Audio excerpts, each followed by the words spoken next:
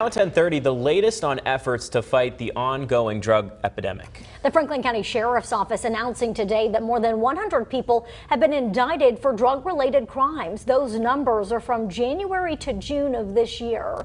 And we know the opioid crisis specifically has hit Southwest, Southside, and Central Virginia especially hard. The epidemic has impacted families of all kinds. Yes, it has. That's why efforts to help people who are struggling with substance use disorders are constantly increasing. One way is with expanded treatment services. WFXR's Kylie Kidd stopped by a new center open in Martinsville.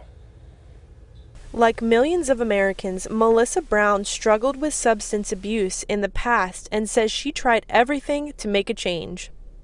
I had a run-in with the police, actually. Ended up incarcerated and decided that I didn't want to live that life anymore. One way those dealing with addiction can find help is through treatment centers. A lot of people say, we're giving one drug for another because we use methadone and Suboxone. They are synthetic opioids, but they do the same thing for someone that has opioid use disorder as somebody who's on medicine for diabetes. Cassisi believes these drugs are breaking barriers when it comes to opioid addiction. Get them in treatment. This really is the most effective treatment.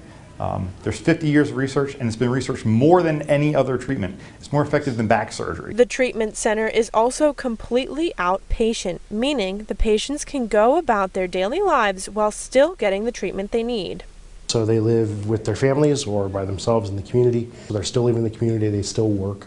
That's not the only treatment offered. Cassisi says most patients that come in for help have co-occurring mental health disorders, which he says can often lead them to reach for opioids. Because of their health issues, they medicate themselves.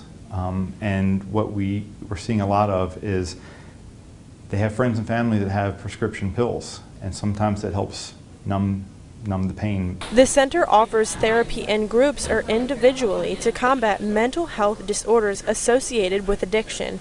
If you or anyone you know is suffering from an opioid addiction, visit our website to learn more about the treatment center.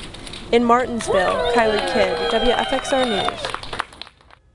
And a quick stat for you, the regional director of Pinnacle tells us every 4 hours in Virginia, someone dies of an overdose death.